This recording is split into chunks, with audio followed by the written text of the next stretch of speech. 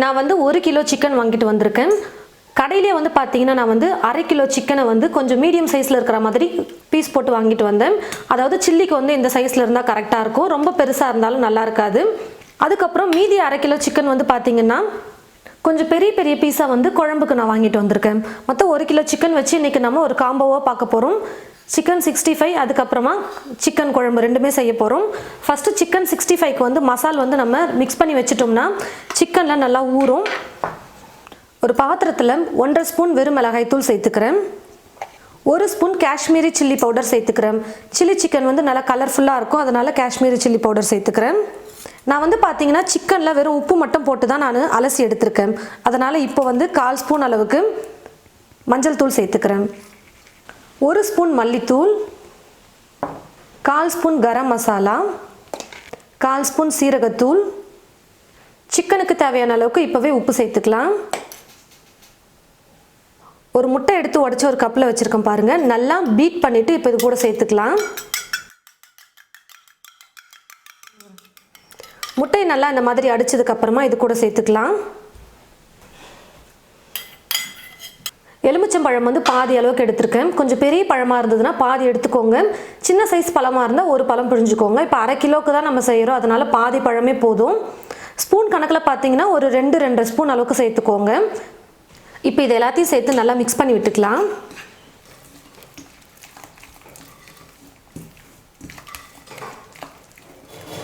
மசாலெல்லாம் சேர்த்து நல்லா மிக்ஸ் பண்ணதுக்கப்புறமா எடுத்துருக்கிற சிக்கனை சேர்த்துக்க போகிறேன்.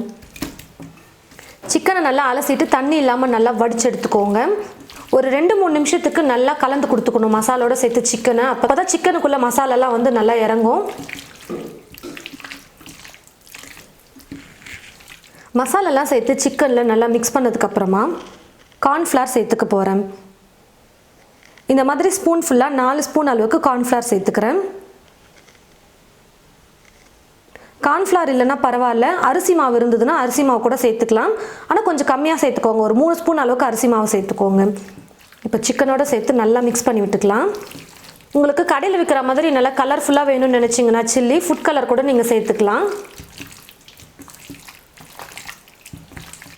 கார்ன்ஃப்ளவர் மாவும் நம்ம சேர்த்து மிக்ஸ் பண்ணிட்டோம். இப்போ கடைசியாக இது கூட வந்து மெயினாக ஒரு இன்க்ரீடியன்ட் வந்து நம்ம சேர்க்கணும். அது வந்து என்னென்னு பார்த்தீங்கன்னா இஞ்சி பூண்டு விழுது. 1/2 கிலோ சிக்கனுக்கு 1.5 ஸ்பூன் அளவுக்கு இஞ்சி பூண்டு விழுது சேர்த்துக்கிறேன். இஞ்சி பூண்டு விழுது சேர்த்துட்டு நல்லா மிக்ஸ் பண்ணி விட்டுடலாம். முதலே மசாலோட மிக்ஸ் பண்ணும்போது சேர்த்துக்கோங்க, அப்படிலாம் இப்போ கூட நீங்கள் சேர்த்துக்கலாம். எல்லாத்தையும் சேர்த்து நல்லா மிக்ஸ் பண்ணியாச்சு. சிக்கனில் மசாலாலாம் போட்டு மிக்ஸ் பண்ணிட்டு நீங்கள் 2-3 மணி நேரம் கூட ஊற வச்சுக்கலாம். எவ்வளோ நேரத்துக்கு நல்லா சிக்கன் ஊறுதோ அந்த அளவுக்கு சில்லி வந்து சாப்பிட ரொம்ப டேஸ்ட்டாக இருக்கும். இப்போ நான் வந்து குழம்பு செய்கிற அளவுக்கு நான் ஊற வச்சுக்கிறேன். குழம்பு செஞ்சு முடிச்சுட்டு அதுக்கப்புறமா சில்லி செஞ்சோம்னா சூடாக சாப்பிட்றதுக்கு நமக்கு கரெக்டாக இருக்கும். இப்போ குழம்புக்கு வந்து பார்த்தீங்கன்னா சிக்கன் வந்து கொஞ்சம் இந்த மாதிரி பெரிய பெரிய பீசஸாக வாங்கிக்கோங்க, அப்போ குழம்பு வந்து சூப்பராக இருக்கும். இந்த சிக்கனையும் வந்து பார்த்தீங்கன்னா உப்பு போட்டு தண்ணியில் அலசிட்டு தண்ணி இல்லாமல் எடுத்து வச்சுருக்கேன். குழம்புக்கும் பார்த்தீங்கன்னா நம்ம மசாலாலாம் போட்டு கொஞ்ச நேரம் ஊற வச்சுட்டு செஞ்சோம்னா டேஸ்ட் வந்து நல்லாயிருக்கும். சிக்கனில் வந்து அந்த மசாலாலாம் பிடிக்கும்போது சாப்பிட நல்லாயிருக்கும். இப்போ இது கூடவே 1 ஸ்பூன் அளவுக்கு வெறும் மிளகாய் தூள் சேர்த்துக்கிறேன். 1 ஸ்பூன் காஷ்மீரி சில்லி பவுடர் சேர்த்துக்கிறேன். நல்லா கலர்ஃபுல்லாக இருக்கும் குழம்பு பார்க்குறதுக்கு, அதனால் சேர்த்துக்கிறேன். காஷ்மீரி சில்லி பவுடர் இல்லைன்னா பரவாயில்ல, உங்களுக்கு காரத்துக்கு ஏற்றது போல் வெறும் மிளகாய் தூள் மட்டும் சேர்த்துக்கோங்க. 1/2 ஸ்பூன் சீரகத்தூள், மல்லித்தூள் 3/4 ஸ்பூன் சேர்த்துக்கிறேன். 1/2 ஸ்பூன் மஞ்சள் தூள், உப்பு கொஞ்சமாக சேர்த்துக்கிறேன். இப்போ இது எல்லாத்தையும் சேர்த்து நல்லா மிக்ஸ் பண்ணி விட்டுடலாம்.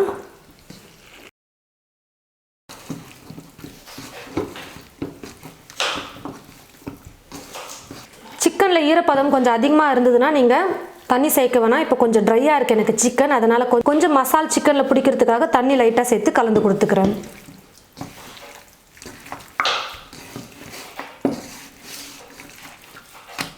பாருங்கள் ஃப்ரெண்ட்ஸ், மசாலாலாம் சிக்கனில் நல்லா மிக்ஸ் பண்ணியாச்சு. குழம்புக்கு வெங்காயம் தக்காளி எல்லாம் கட் பண்ணி எடுக்கிற வரைக்கும் கொஞ்சம் நேரம் ஊறட்டும். ஸ்டவ்வை பற்ற வச்சுக்கிட்டு ஸ்டவ் மேலே ஒரு கடாய் வச்சுருக்கேன். கடாய் நல்லா சூடு இருந்ததும் எண்ணெய் சேர்த்துக்கலாம். எண்ணெய் நல்லா காஞ்சதுக்கப்புறமா ஒரு சின்ன துண்டு பட்டை, 3 கிராம்பு சேர்த்துக்கிறேன். 2 பெரிய வெங்காயம் எடுத்து நல்லா மெல்லிசாக நீளமாக கட் பண்ணி வச்சுருக்கேன். இப்போ வெங்காயமும் இது கூட சேர்த்துக்கிறேன். வெங்காயம் வந்து பார்த்திங்கன்னா நல்லா பொன்னிறமாக கலர் மாறுற வரைக்கும் நம்ம வதக்கணும்.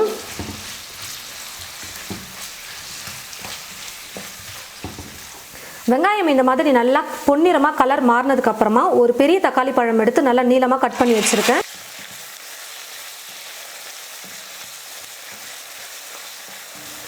தக்காளி சேர்த்து ஸ்டவ்வை ஃபுல்லாக வச்சுட்டு 1 நிமிஷம் நல்லா வதக்கினா போதும். அந்த தக்காளி வந்து நல்லா மசிக்கிற அளவுக்கு 1 நிமிஷம் குக் பண்ணிக்கிட்டாலே போதும்.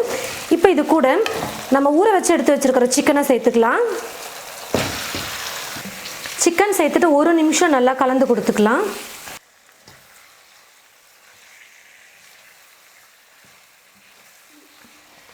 சிக்கன் சேர்த்துட்டு 1 நிமிஷம் ஸ்டவ்வை ஃபுல்லாக வச்சுட்டு நல்லா குக் பண்ணிக்கிட்டேன். இப்போ இது கூட இஞ்சி பூண்டு விழுது சேர்த்துக்க போகிறேன். 1.5 ஸ்பூன் அளவுக்கு இஞ்சி பூண்டு விழுது சேர்த்துக்கலாம். ஸ்டவ்வை இப்போது மீடியம் ஃப்ளேமில் வச்சுக்கிட்டு 5 நிமிஷம் வந்து நல்லா நம்ம குக் பண்ணணும். நம்ம 5 நிமிஷம் நல்லா வதக்கிறதுலேயே சேர்த்துருக்கிற இஞ்சி பூண்டு விழுதோட பச்சை மணமும் போயிடும், சிக்கனும் நல்லா வதங்கி வரும்.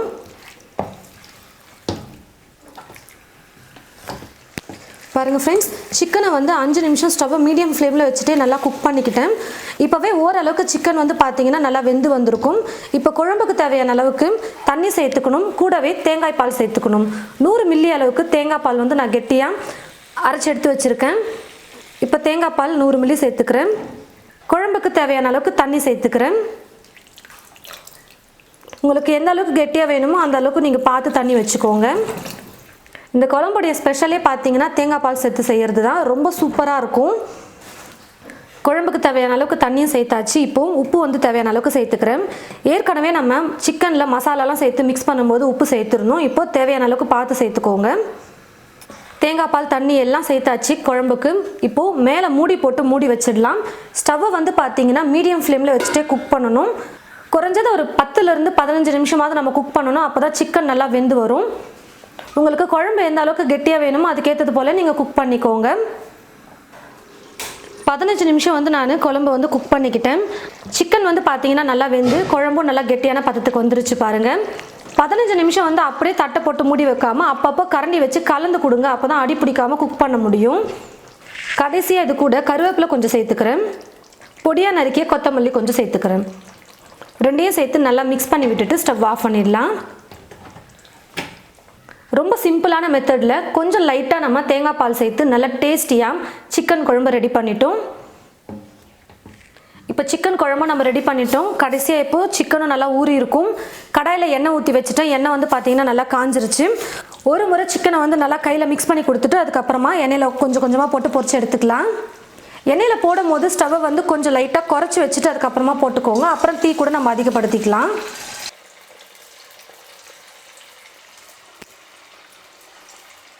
இப்போ ஸ்டவ்வை வந்து ஃபுல்லாக வைக்காமல் மீடியம்லேயும் வைக்காமல் கொஞ்சம் மிதமான தீயில் வச்சுக்கோங்க. அப்போ தான் கரெக்டாக குக் ஆகி எடுக்க முடியும் நம்மளால். சிக்கன்லாம் வந்து பார்த்தீங்கன்னா ரொம்ப நேரம்லாம் குக் பண்ணணும்னு இல்லை, சீக்கிரமாக வெந்துடும்.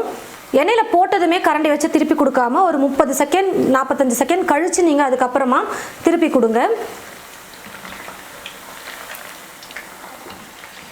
பாருங்கள் ஃப்ரெண்ட்ஸ், சிக்கன் வந்து நல்லா வெந்து வந்துருச்சு. ஒரு 5லேருந்து 6 நிமிஷம் நீங்கள் குக் பண்ணிங்கன்னா போதும், சிக்கன் வெந்துடும். இப்போது சில்லி சிக்கனை எடுத்துடலாம். இந்த மாதிரி ஒரு கரண்டி யூஸ் பண்ணிக்கோங்க. அப்போ இருக்கிற எக்ஸ்ட்ரா எண்ணெயும் நல்லா ட்ரை ஆகிட்டு வந்துடும். நம்ம ஃபுட் கலர்லாம் எதுவுமே சேர்க்கலை பாருங்கள், ஆனால் கலர்ஃபுல்லாக இருக்குது பாருங்கள் சில்லி. அதுக்கு தான் நம்ம காஷ்மீரி சில்லி போட்டு செய்கிறதே நல்லா கலர்ஃபுல்லாக இருக்கும் பார்க்குறதுக்கு. இதே போல் மீதி இருக்கிற எல்லா சிக்கனையும் எண்ணெயில் போட்டு பொரிச்சு எடுத்துக்கலாம். எல்லா சிக்கனையும் எண்ணெயில் போட்டு பொரிச்சு எடுத்தாச்சு. கடைசியாக கொஞ்சம் கருவேப்பிலையை எண்ணெயில் போட்டு பொரிச்சு எடுத்துக்கலாம். கருவேப்பிலையும் பொரிச்சாச்சு. இப்போ ஸ்டவ் ஆஃப் பண்ணிவிட்டு இந்த கருவேப்பிலையை நம்ம சில்லி மேலே தூவி விட்டுடலாம். பாருங்கள் ஃப்ரெண்ட்ஸ், ரொம்ப டேஸ்டியாக நம்ம சிக்கன் குழம்பும் சில்லி சிக்கனும் செஞ்சுட்டோம். அழகாக ஒரு பிளேட்டில் சில்லி சிக்கன் செஞ்சுட்டு மேலே கருவேப்பிலையை பொரித்து தூவிட்டு கூடவே வெங்காயம் சைட் டிஷ்ஷாக வச்சுட்டு நம்ம கொண்டு போய் கொடுத்தோம்னா சாப்பிட்றவங்க அவ்வளோ விரும்பி சாப்பிடுவாங்க. டேஸ்ட்டு ரொம்ப சூப்பராக இருக்கும். இந்த 2 ரெசிபி செய்கிறதுக்கு வந்து ரொம்ப அதிக டைம்லாம் எடுக்காது. ஏன்னா நம்ம ரொம்ப ஸ்பெஷலாலாம் ஒன்றும் செய்யலை, நார்மலாக எப்பயும் போல தான் செஞ்சுருக்கோம். சிக்கன் குழம்புக்கு மட்டும் நம்ம தேங்காய் பால் சேர்த்து செஞ்சுருக்கோம். அதுதான் இதில் டேஸ்ட் வந்து பார்த்திங்கன்னா அவ்வளோ சூப்பராக இருக்கும். ஒரு டைம் நீங்கள் இது போல் உங்களுடைய வீட்டில் சிக்கன் குழம்பும் சில்லி சிக்கனும் காம்போ இது போல் செஞ்சு பார்த்துட்டு எப்படி இருக்குன்னு மறக்காமல் கமெண்ட் பாக்ஸில் வந்து கமெண்ட் பண்ணுங்கள். இந்த வீடியோ உங்களுக்கு பிடிச்சிருந்தா மற்றவங்களுக்கும் ஷேர் பண்ணுங்கள். இது போல் நிறைய ரெசிபிஸ் பார்க்க என் சமையல் என் சுவை சேனலை மறக்காமல் சப்ஸ்கிரைப் பண்ணிக்கோங்க. கூடவே பக்கத்தில் இருக்கிற பெல் ஐக்கானை கிளிக் பண்ண மறந்துடாதீங்க. தேங்க்யூ.